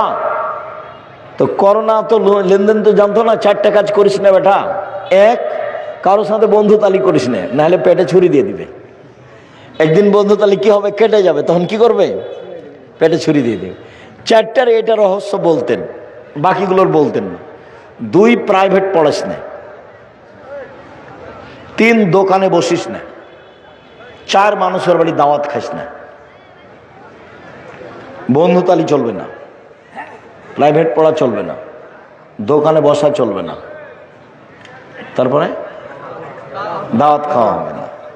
তো ছাত্র জীবনে দাওয়াত খায়নি, ব্যতিক্রম। এখন তো খাওয়াই লাগে। সম্মানিত দিনী ভাই বোন, বলছিলাম যে রাসূল সাল্লাল্লাহু আলাইহি ওয়াসাল্লাম আমাদেরকে যেইভাবে রক্ষা করার চেষ্টা করেছেন দোয়া তাসবিহ দিয়ে, সেভাবে করার চেষ্টা করি। দিনী বোন, আপনাকে একটু কথা বলি, জীবনে দুইটা কাজ করবেন না, অভিমান আর প্রতিবাদ। অভিমান করে পূর্ণ না করলে সারাদিন সারা রাত শয়তান কে করবে? ওকে খেপিয়ে তুলবে। একবারে মেয়েটার আর ঘুমাইতে পারবে না, আপনার স্ত্রী আর ঘুমাইতে পারবে না, খালি শয়তান ওকে সারা রাত সাজাবে। কি বলবি সকালে, কি বলবি সকালে, কি বলবি সকালে? বল উঠে যে তোর সংসার করবো না, গেলাম, তুই আমাকে তালাক দিয়ে দে, তোর সংসারই করবো না। তো সে ঠিক আছে, তোকে তালাক দিয়ে দিস, এক্ষুনি তালাক দিয়ে দে, এক্ষুনি তালাক দিয়ে দে, যা, 1 তালাক 2 তালাক 3 তালাক 100 তালাক দিলাম, যা। যেমন তালাক দেওয়া শেষ হয়েছে তেমন শয়তান নেই। এখন ফিরি, ব্যাপারটা কি? 3টে ছেলে, যে কয়টা ছেলে মেয়ে আছে? 3টে। শয়তান চলে গেছে। এটা আপনি বুঝতে পারবেন যারা তালাক দিচ্ছে তাদেরকে দেখেন বলে। এতই বেকায়দা, একেবারে বড় ধরনের বেকায়দা। ও যদি মামলা করে তাহলে কোর্ট তার পক্ষে, ওর ভাইয়েরা তার দিকে, কেউ এখন বুদ্ধি দিয়ে কাজ করবে না। ওর দুলা ভাইয়েরা আরো খারাপ আপনার বিরুদ্ধে, সবাই ওকে কি করবে? সাজিয়ে কোর্টে পাঠাবে, বিপদ আসবে। আমার দিনী বোনেরা, 2 প্রতিবাদ করবে না, প্রতিবাদ করলে সংসার ভেঙে যাবে। সম্মানিত দিনী বোন, 4টা কাজ করবেন, জান্নাতের সব দরজা খোলা। 1, 5 ওয়াক্ত সালাত। 2, রমজান মাসের সিয়াম রোজা। 3, স্বামীকে মেনে চলা। 4, জেনায় লিপ্ত না হওয়া। যদি জেনা হয়ে গিয়ে থাকে, আজ থেকে তোবা করেন, কয়েকটা জিনিস পেয়ে যাবেন। 1, পৃথিবীর যে কোনো বিপদ থেকে বেঁচে যাবেন জেনা বন্ধ করতে পারলে। 2, বিচার মাঠে বিশেষ ছায়াতলে থাকা যাবে জেনা বন্ধ করতে পারলে। 3, জান্নাতুল মাওয়া পাওয়া যাবে। অনাহান নাফসানিল হাওয়া ফাইনাল জান্নাত হিয়াল মাওয়া। যে নিজেকে অন্যায় থেকে ঠেকাতে পারলো, আমি আল্লাহ তাকে জান্নাতুল মাওয়া দিয়ে দিলাম। আপনি আমার দিনী বোন, 4টা কাজ করেন। 1, 5 ওয়াক্ত সালাত। 2, রমজান মাসের সিয়াম। 3, স্বামীকে মেনে চলা, তিতা লাগলেও মিঠা লাগলেও। 4, জেনায় লিপ্ত না হওয়া। জেনা যদি হয়ে গিয়ে থাকে, শক্ত হাতে দাঁড়িয়ে যান, আর জিন্দেগি দেখুন ধারে পাশে আসবো না ইনশাআল্লাহ। আল্লাহ তুমি সাহায্য করো, তাহলে তুমি কয়েকটা সুবিধা ভোগ করতে পারবা। 1, যে কোনো বিপদ থেকে বেঁচে যাবা। 2, বিচার মাঠে বিশেষ ছায়াতলে থাকা হবে। 3, জান্নাতুল মাওয়া পাওয়া যাবে। দিনী বোন শোনেন, রাসূল সাল্লাল্লাহু আলাইহি ওয়াসাল্লাম বলছেন যে কেউ যদি 2টা মেয়ের লালন পালন করে, 2টা মেয়ে, তাহলে সেই বাপ আর আমি জান্নাতে থাকবো একসাথে। 10টা ছেলে মেয়ে লালন পালন করলে, ছেলে লালন পালন করলে এই সুযোগ হবে না। মেয়েদের মান মর্যাদাই ভিন্ন। রাসূল সাল্লাল্লাহু আলাইহি ওয়াসাল্লাম বললেন যে নবী জান্নাতে যাবে, সিদ্দিক জান্নাতে যাবে, শহীদ জান্নাতে যাবে। ওই মহিলারা জান্নাতে যাবে যেই মহিলার আল আদুদ, স্বামীর সাথে ভালোবাসা প্রেম বিনিময়ে সবচেয়ে আগে। 2, আল অদুদ, বেশি বেশি সন্তান দিতে পারে। 3, স্বামী কোনো কারণে রাগ করলে হাত ধরে বলে, যতক্ষণ পর্যন্ত আপনি খুশি না হবেন ততক্ষণ পর্যন্ত আমি কোনো কিছু খাবো না। সম্মানিত দিনী বোন, কিছু করার নেই, আল্লাহ রাসূল এইভাবেই বলেছেন।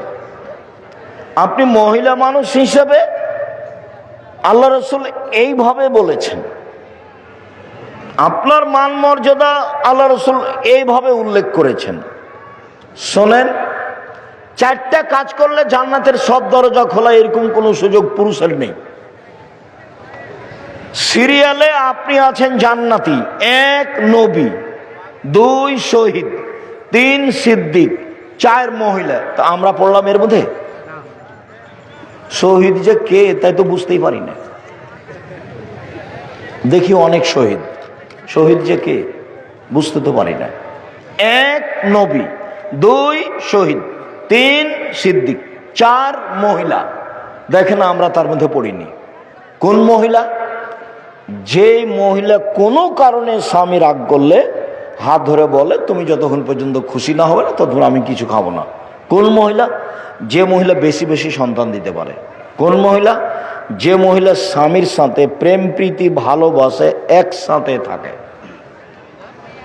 এটা আল্লাহ রাসূল এভাবেই বলেছেন। আপনার কষ্ট নেওয়ার কিছু নেই, মন খারাপ করে কিছু করে লাভ নেই। আমি আপনার কাছাকাছি আছি একটু। রাসূল সাল্লাল্লাহু আলাইহি সাল্লাম বললেন, শোনো পৃথিবীর মানুষ, সবচেয়ে ভালো নারী খায়রুন নিসা, সবচেয়ে ভালো নারী চারটা গুণ আছে যার। এক, স্বামীর সাথে প্রেম বিনিময়ে ভালোবাসায় মুখ মিঠা করে কথা বলাতে আছে। দুই, বেশি বেশি সন্তান দিতে পারে। তিন, স্বামীকে সময়ে সান্ত্বনা দিতে পারে। চার, স্বামীর ব্যথা নিজে বুঝে, স্বামীর সমস্যা নিজে বুঝে। এক মিনিট, দিনী বোন থামেন। এই মেয়ে কথা বলছো কেন? চুপ থাকো। দেখো তো তুমি স্বামীর কি উপকার করতে পারো। এক মিনিট দেখো তো বুখারী মুসলিমের হাদিস। এই ছেলে ঘুমাচ্ছ কেন? ঘুমাচ্ছ কেন? কি করেছে? জামিয়া সালাফে গেছিলে কালকে? সারা রাত জেগে থেকেছ? ভালো, যদি গিয়ে থাকো তো আলহামদুলিল্লাহ। আমিও তো জেগে থেকেছি। আমি আবার ক্লাস নিয়েছি 6 পিরিয়ড। আমি গাড়ি থেকে নেমে ক্লাসে ঢুকি, 6-7 পিরিয়ড পড়াই, আবার পড়িয়ে গাড়িতে উঠি, চলে যাই চট্টগ্রাম, সিলেট, আবার আসি। 90 সাল থেকে এভাবেই আছে। আল্লাহ রহম করো। সম্মানিত দিনী ভাই বোন, বোন আপনি শোনেন, আপনাকে বলছি শোনেন। 1 মিনিট দেখাই। আল্লাহর নবী এসে বলছেন, খাদিজা শোনো, খাদিজা শোনো, খাসিদুল্লাহ নাফসি, আমি মনে হয় মরে যাব। খাদিজা আমি মনে হয় মরে যাব, কম্বল দিয়ে আমাকে জড়িয়ে ধরো, কম্বল দিয়ে জড়িয়ে ধরো। তখন খাদিজা বলছেন, কাল্লা, প্রথম কথা কাল্লা, কখনো নহে, অসম্ভব, এটা হতে পারে না। কখনো নহে, অসম্ভব, এটা হতে পারে না। কেন? আল্লাহে, আল্লাহর কসম, আল্লাহে, আল্লাহর কসম, আল্লাহে, আল্লাহর কসম, লাইফজিক আল্লাহ, আল্লাহ আপনাকে অপমান করবেন না, আল্লাহ আপনাকে অপমান করবেন না। কেন? এক, তাসেলুর রাহেমা, আত্মীয়র সাথে সদাচরণ করেন আপনি। দুই, তাহমালুল কাল্লা, অসহায় মানুষের বোঝা বহন করেন আপনি। তিন, তাকসেবুল মাদুমা, যার কোনো পথঘাট নাই তাকে আপনি পথঘাট দেখিয়ে দেন। চার, তাকরিজ জাইফা, মেহমানকে খেতে দেন আপনি। পাঁচ, বিপদগ্রস্তকে খুঁজে খুঁজে উদ্ধার করার চেষ্টা করেন। 5টা কাজ আপনার। এই ছেলে, বহুবার বলেছি, বাপ মাকে বলে দিবা আমার কাছে খাবেন আপনি, আব্বা আমার কাছে খাবে, বোনেরা আমার কাছে খাবে, ভাগ্নেরা আমার কাছে খাবে, ভাগ্নিরা আমার কাছে খাবে, আমার আব্বার যত আত্মীয় স্বজন আছে সব আমার কাছে খাবে, আমার মায়ের যত আত্মীয় স্বজন আছে সব আমার কাছে খাবে। তোমার ভাগনা ভাগ্নি আসলে তোমার মা একবারে মুখ খান চুপটি করে বসে থাকে, কি যে করি, কে যে খাওয়াবে, কোন বোঝে খাওয়াবে। তোমার মা কিন্তু তোমার ভাগনা ভাগ্নির উপরে তোমার ছেলের চেয়ে বেশি দুর্বল। এখন তোমার বউকে নিয়ে যদি তোমার মা ব্যস্ত থাকে তাহলে এটা কঠিন হয়ে গেল। তখন নিরুপায় হয়ে তোমার মা তোমার বাপকে বলে, কি করবে? যাই পারি কষ্ট করে রান্না বান্না করবো, জুদা হয়ে থাকো, ভিন্ন হয়ে থাকো, ছেলেদের সাথে হবে না। নিরুপায় বলছে না মায়েরা? আর আমার মাকে আমি বলতাম, কিছুদিন পর পরই বেটির বাড়ি যেতে চাইতো। ছি ছি ছি করেছেন কি আপনি? বেটির বাড়ি যাওয়া হবে না। বেটির বাড়ি গেলে সকালে যেতে হবে, বিকালে ফিরে আসতে হবে। কেন? এলাকার লোক মৌলানা সাহেব মাকে ভাত দেয় না, নাহলে বেটির বাড়ি কেন? মৌলানা সাহেব বেটি মাকে ভাত দেয় না, নাহলে বেটির বাড়ি কেন? আর মাঝে মধ্যে আমি বুঝতে পারতাম যে আমার মা আমার বোনের ছেলেরাকে আমার চেয়ে বেশি ভালোবাসছে। তখন আমি বলছি, ওরা আগে না আমি আগে? আমার মা হাসছে, আমি বলছি ওরা আগে না আমি আগে, আগে আমাকে বেশি ভালোবাসতে হবে, তারপরে তো ওরাকে টাকা দিয়ে দে, তাহলে তোকে বেশি ভালোবাসবো। বুঝতে পারলেন না শেষ বাক্যটা? ওরা যেটা চাচ্ছে সেটা দিয়ে দে, তাহলে বেশি ভালোবাসবো। বুঝেছো কি?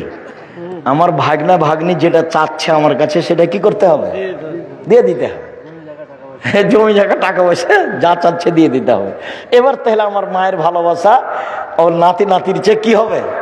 বাড়বে। এখন কমে আছে। তো মাঝে মধ্যে আমার মায়ের সাথে এভাবে কথা হতো। আমার মা বিশ্বাস করত যে আমি যা বলবো সেটা আমার ছেলে করবে। আমার মায়ের আমার উপরে খুব অগাধ বিশ্বাস ছিল, দুর্বল ধারণা ছিল না কোনো সময়। তো একটু টাকা পয়সা দিতে দেরি করলে তখন আমাকে বলতো, একটু ভারী ভাব দেখাতে, হয়েছে কি ব্যাপার, আমি আগে না ওরা আগে, ওকে অত ভালোবাসেন কেন? ওদের টাকা দিয়ে দে, তাহলে তোকে ভালোবাসবো বেশি। কতদিনের যে কথা আছে। আর কোনোদিন বাপ মায়ের সাথে একটু উঁচু নিচু করে কথা বলবেন না। আমার বাপ খালি বলেছিল, বেটা এই পাঞ্জাবিটা ভারী লাগে। তো আমি উত্তরে বলেছিলাম, বাপু পাঞ্জাবি কি ভারী হয়? আমি পরের দিন একটা চিকন হালকা কাপড়ের পাঞ্জাবি করে দিতে পারতাম, কিন্তু পাঞ্জাবি যে ভারী হয় এটা আমার কাছে ধরা পড়েনি। আমার আব্বার এই কথাটা আমার পূর্ণ হয়নি। আমার একটা কথা আমার হায়াত পর্যন্ত আমি ঢাকতে পারবো না। দুনিয়াতে ঢাকার কোনো পথ নেই আমার কাছে। আমার আব্বা কি বলেছিলেন, বেটা এই পাঞ্জাবিটা কি লাগছে? ভারী লাগছে। তা আমি উত্তরে বলেছিলাম, বাপু পাঞ্জাবি কি ভারী হয়? মানে পাঞ্জাবি ভারী হয় এটা আমার বুঝের বাহিরে। আমি তো এখন বুঝি যে পাঞ্জাবি ভারী লাগছে। আমাকে আব্দুল সামাদ সালামি বলছেন, আল্লাহ মাগফিরাল্লাহু রাহমু, আব্দুর রাজ্জাক শীতের দিন এভাবে চলিও না, একটা গেঞ্জি আছে আর একটা পাঞ্জাবি আছে, আর যে তুমি কোনো কাপড় পরো না, এভাবে চলতে পারবা না, এভাবে বাঁচবা না, এভাবে আমাকে বলছেন আব্দুল সামাদ সালামি। আর দুরুল হুদা আইয়ুবী নাম শুনেছেন কিনা আপনারা? ওই জি। তো দুরুল হুদা আইয়ুবী আমাকে বলছেন এভাবে, এ বেটা তুই দেখি বক্তব্যের আগেও কথা বলিস বেটা, পরেও কথা বলিস, মরবি বেটা মরবি, চুপ থাক, আগেও ফল খাবি পরেও ফল খাবি বেটা। 65 বছর থেকে বক্তব্য দিচ্ছি। কত বছর থেকে? 65 বছর থেকে। কথা কম বলিস, মানে দেখে যে আমি সবসময়, মানুষ আমার সাথে থাকাই লেগে, তো মানুষ কথা বলে, তো আমি আর কি করি, মানুষের সাথে বলতেই থাকি। তো উনি যখন ঢুকলেন তখনও দেখছি কথা বলছি, বের হচ্ছেন তখনও দেখছেন কথা বলছি, যার কারণে এভাবে বলছি, কথা কম বলিস বেটা, চুপ থাকিস, মরবি রে বেটা মরবি, এভাবে চলে, এভাবে বলছেন আমাকে। আর ফল খাবি ফল, আগেও খাবি পরেও খাবি, ফল খাবি, এই কথাটা বলছেন আমার। মনে হচ্ছে কালকের কথা, দুরুল হুদা আইয়ুবীর কথা। সম্মানিত দিনী বোন, আমি আপনার কাছে আজকের মতো অনুরোধ জানিয়ে শেষে চলে আসছি।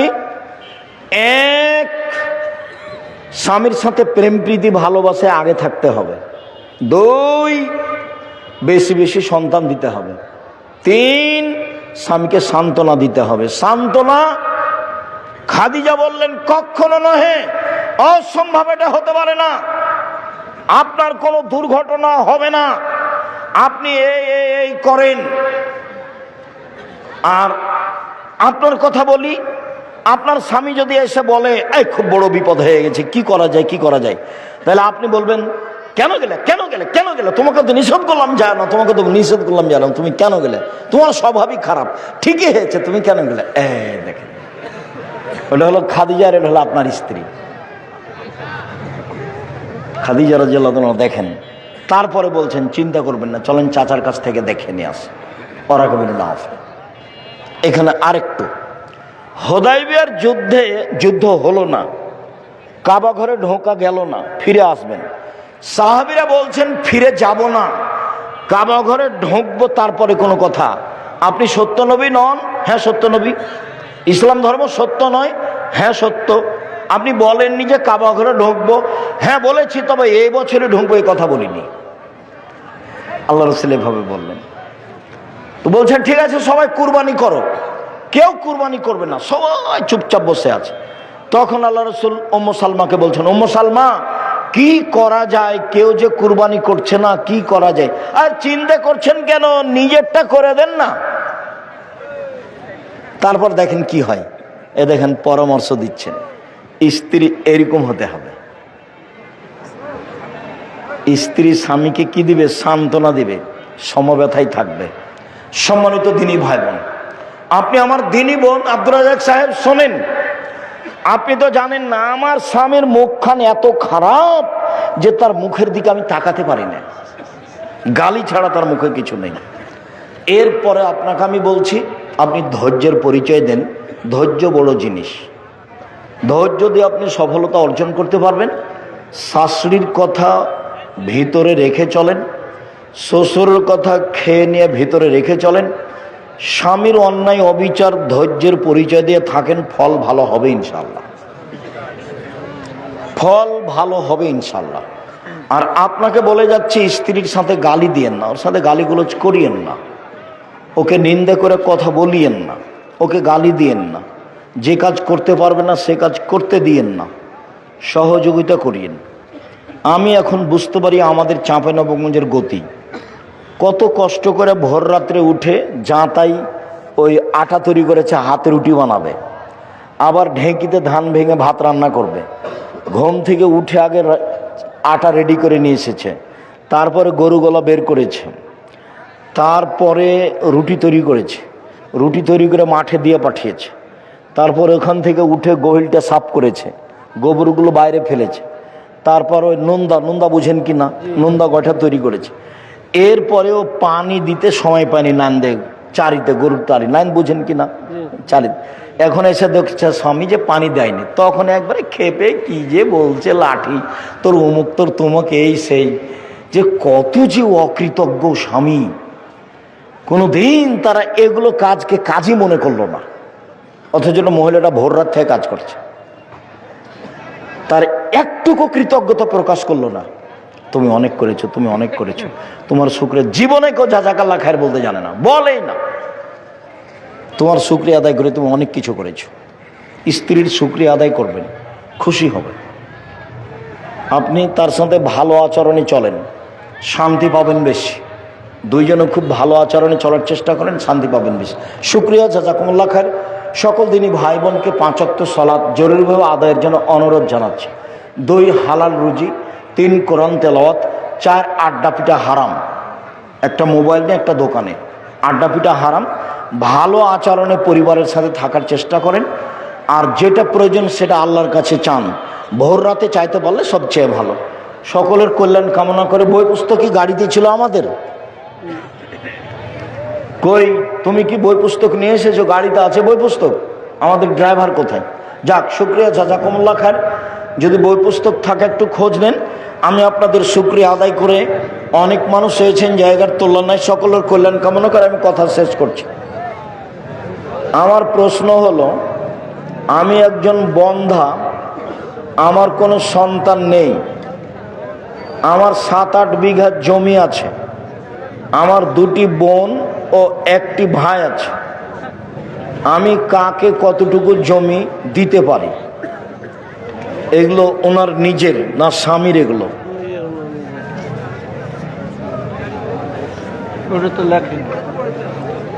দুটি বোন আছে ও 1টি ভাই, আর কেউ না থাকায় এরা সমান হারে ভাগ করে নিবে। ভাই বোন সমান হারে ভাগ করে নিবে। এখানে বোনেরা ভাইয়ের সাথে আশাবা হয়ে যাবে, তোমার কোনো ছেলে মেয়ে না থাকায় ভাই বোন সমান সমান নিয়ে নিবে। আর তোমার বাপ মা যদি বেঁচে থাকে তাহলে আগে ওদেরকে, বাপকে দিতে হবে, মাকে দিতে হবে 3 ভাগের 1 ভাগ। আর এখন যদি বাপ বেঁচে থাকে সব সম্পদ তোমার বাপ নিয়ে নিবে। তোমার বাপকে 6 ভাগের 1 ভাগ আর তোমার মাকে 3 ভাগের 1 ভাগ দেওয়ার পরে বাকিটুকু ভাই বোন ভাগ করে নেবে। পেটে মারা যায় তার আকিকা নেই। 7 দিনের আগে বাচ্চা মারা গেলে আকিকা নেই। 7 দিনের আগে বাচ্চা মারা গেলে আকিকা নেই। স্যার, আপনি নাকি হযরত ইব্রাহিম আলাইহিস সালামকে জাতির পিতা মানেন না। আমার করার কি আছে? জাতির পিতা তো আদম আলাইহিস সালাম। তুমি মানেছো, তুমি ভুল করেছো, তোমার নেতাও ভুল করেছে।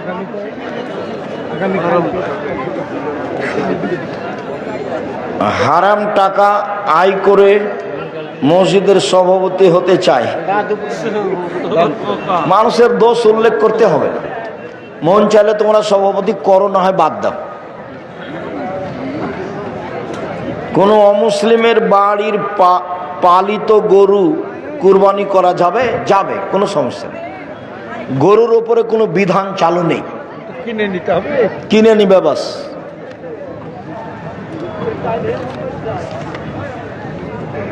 কোন মেয়ে বিয়ে হওয়ার পরে সে বলে স্বামীর পায়ের নিচে তার জান্নাত, না মায়ের পায়ের নিচে জান্নাত। স্বামীর পায়ের নিচে জান্নাত নয়, মায়ের পায়ের নিচে জান্নাত, এইটা ঠিক।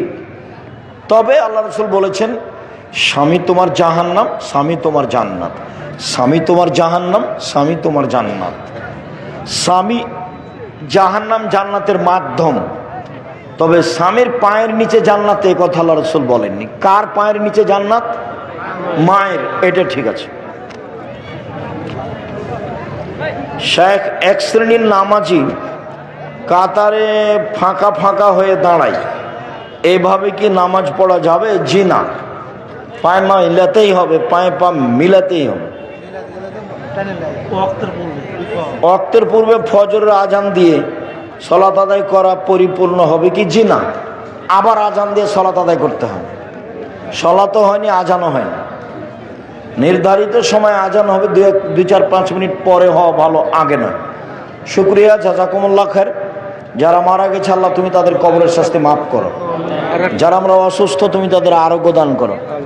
যারা আমরা বেঁচে আছি তুমি তাদেরকে তোমার রাসূলের পদ্ধতি অনুযায়ী চলার তৌফিক দান করো। আল্লাহ তুমি আমাদের 5 ওয়াক্ত সালাত আদায় করার তৌফিক দান করো। আমরা যেন আহাল পরিবার নিয়ে গ্রামবাসীর সাথে ভালোভাবে চলতে পারি, তুমি এই তৌফিক দান করো। তোমার দরবারে জোরালো দাবি দাও দোয়া রেখে আজকের আলোচনা এখানে শেষ করলাম। সুবহানাকাল্লাহুম্মা ওয়া বিহামদিকা আশহাদু আল্লা ইলাহা ইল্লা আনতা আস্তাগফিরুকা ওয়া আতুবু ইলাইক। ও পত্রিকা আছে তো পত্রিকা আপনারা নিয়ে যান, 25-30 টাকা দাম, সবাই নিয়ে যান। 50টা প্রশ্নের উত্তর আছে। এটা যেন আপনার কাছে বেশি ভারী না হয়। বিড়ি সিগারেট খেয়ে আজান দেয়টা আপনার মতো শুনতে হবে, ওই আজান কি দেওয়া হবে? বিড়ি সিগারেট খেয়ে আজান দিলে আজান হবে, ওর ইবাদত কবুল হবে না। আমাকে নতুন ভাবে আজান দিতে হবে না, ওই আজানই চলবে, কিন্তু ইবাদত তার হবে না। আংটি তাবিজ হারাম। শরীরের গতিতে পড়তে হবে, এটাই ঠিক। না পারলে চেয়ারে বসবে।